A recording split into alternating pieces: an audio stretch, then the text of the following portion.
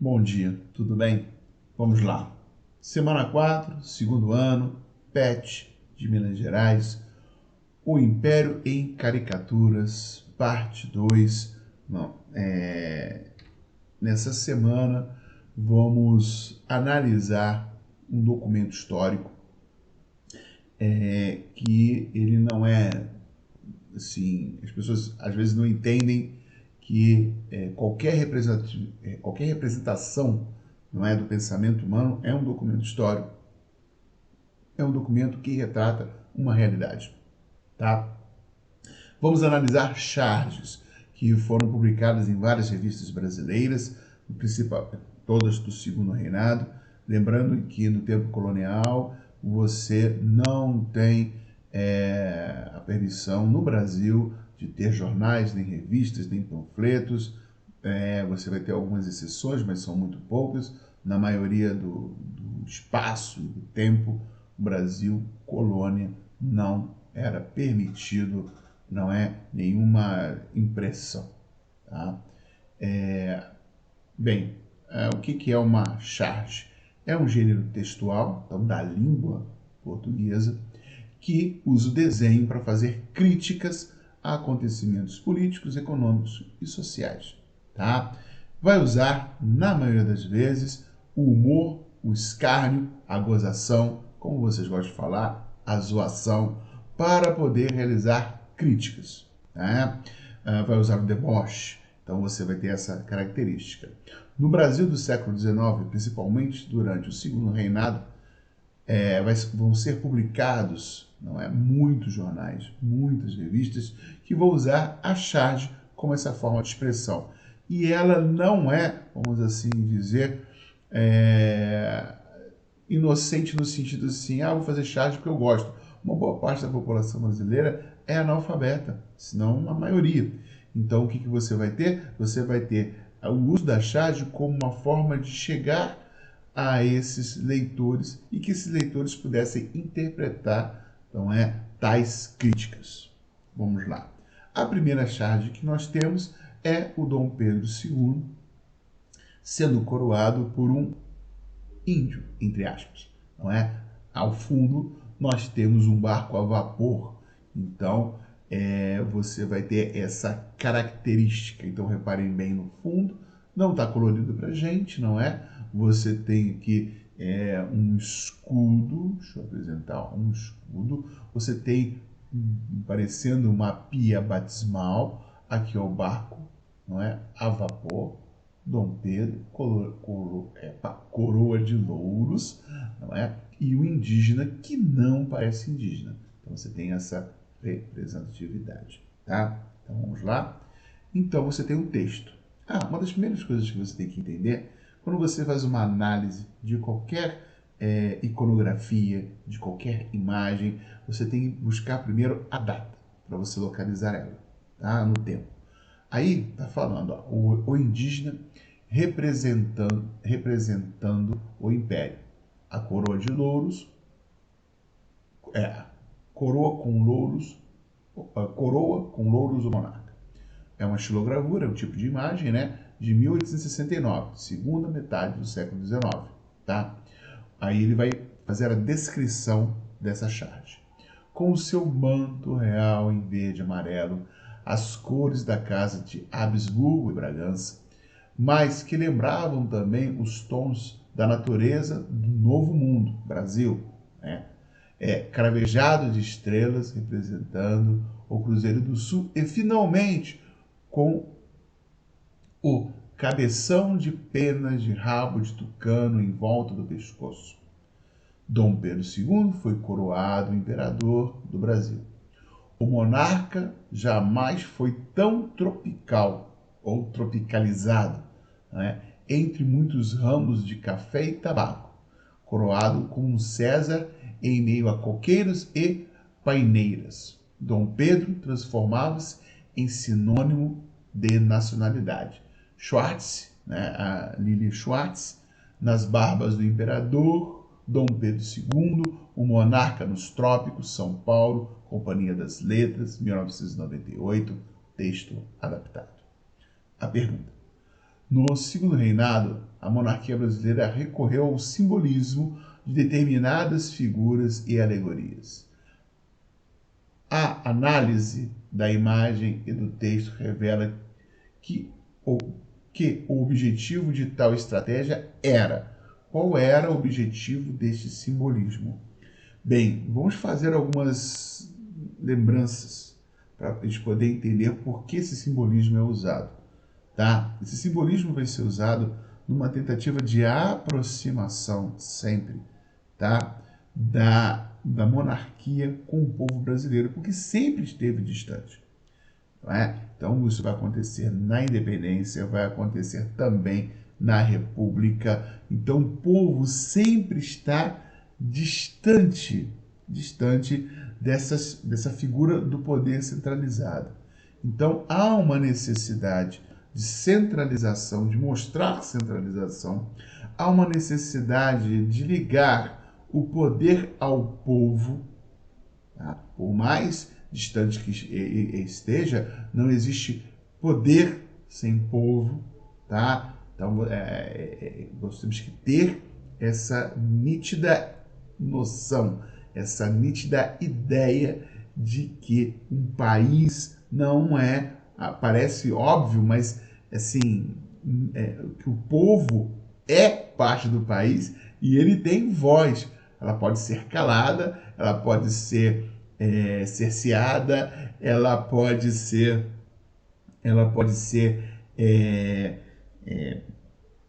mudada, não é? Ela pode ser levada para algum lugar, mas ele tem esse poder, tá? Então, o que acontece? Você tem aí o uso de símbolos capazes de fazer essa ligação entre esse monarca, este poder centralizado e a sociedade brasileira. Mas que símbolo é esse? O que eu quero passar? Quando o Dom Pedro II ele vai ser coroado por um indígena, entre aspas, não é? A figura de um indígena, ou a tentativa da figura de um indígena, ele quer passar alguma coisa. Tá? Ele quer dizer alguma coisa. E olha, há um branqueamento desse indígena. Tá? Então, você tem essa característica também. Então, e lembrando, né, essa figura é de 1869, tá? Então, essa tentativa de embranquecer a sociedade brasileira, ela é muito evidente, não é à toa que você vai ter neste período até o início, princípio do século XX, uma grande migração de pessoas para o Brasil europeias, não é? E você vai ter algumas orientais, mas a grande maioria, a preferência, são de pessoas não é, da Europa. Para existir essa ideia de embranquecer, de branqueamento da sociedade. Tá? Então nós temos que ter essa ideia. Na segunda charge, você tem uma pessoa em pé, parecendo um militar.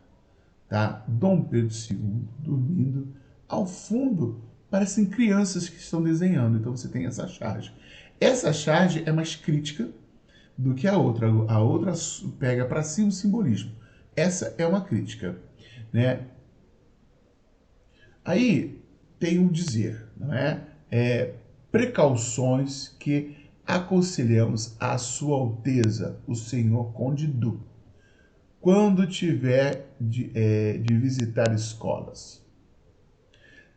Se Sua Alteza imitasse o seu augusto sogro, né, Dom Pedro II, não teria nunca ocasião de contestar fatos históricos. Charge de Agostini, Revista Ilustrada, número 309, 29 de julho de 1882, tá adaptado. Então, repare só, pelo dizer, esse que está à frente é o Conde Du, atrás dele é o sogro de Dom Pedro II, e o que ele está falando? Ó, Conde Du, não conteste fatos históricos com o seu sogro, Dom Pedro II. Aí vem a pergunta. Essa é a análise. Ó, final do Império. 1882, o Império acaba em 1888. Então, segunda charge, nos últimos anos da monarquia foram marcados por, tá? Então, por quê? Qual o embate entre as ideias do o Conde D, né, em relação a Dom Pedro II, em relação ao final, não é, do Império. Quais são as relações? Quais são os fatos históricos que estão sendo questionados? Tá? Então, segundo a charge, nos últimos anos da monarquia foram marcados por, não é, contestação. Mas qual contestação? Lembrando, em 1808, fim do trabalho escravo, do regime escravocrata de trabalho, fim da escravidão, a abolição, não é? Nesse período, você vai ter já fugas, você vai ter, por exemplo, o advogado Luiz Gama, Joaquim Nabuco, Rebouças, não é? Lutando, brigando, você vai ter os clubes abolicionistas, você vai ter jornais abolicionistas, não é? Então, você vai ter um clima, não é, de transformações. Outra coisa é nós entendemos que o Brasil é a única monarquia da América. Você vai ter uma breve experiência no México, mas a gente vai chegar uma breve experiência de monarquia no México, mas muito breve. Todos os países são republicanos. Todos eles. Tá? Então isso também é um fato. Tá? É um fato que está registrado no tempo, na América. Então, talvez, não é, os últimos anos da monarquia no Brasil foram marcados por esse clima de contestação. A próxima charge, não é, parece uma imagem de Dom Pedro II, já um senhor, não é, antigo, velho, cansado, dormindo numa cadeira, não é, numa poltrona. Então a charge da questão anterior, né, do Conde D, do Conde Du, né, de Angelo Agostini, o marido da princesa Isabel, como personagem principal. Ao fundo, vemos seu sogro, o imperador Dom Pedro II, em situação semelhante à representada na capa da revista Ilustrada, conforme você pode analisar a seguir. Então, essa é a capa. Tá? Então, está da mesma forma. Então, a monarquia está o quê? Está acabando. A monarquia está cansada. A monarquia está dormindo. A monarquia está num processo de finalização. Isso também para outra charge. Não é? Quais fatos históricos estão, né, ligados a isso? Acabamos de falar também. E aí está a última pergunta. A charge acima, essa, do ano de 1887, quando Dom Pedro II tinha 62 anos e faltava apenas 2 anos para a proclamação da República. Evidentemente, Dom Pedro não sabia disso. Dom Pedro II não sabia que ia acabar, tá? Isso é um anacronismo. Você achar que ele, vai acontecer isso. Não, ninguém sabe, tá? Isso é uma ideia nossa, tá? Que mensagem essa charge passa do imperador?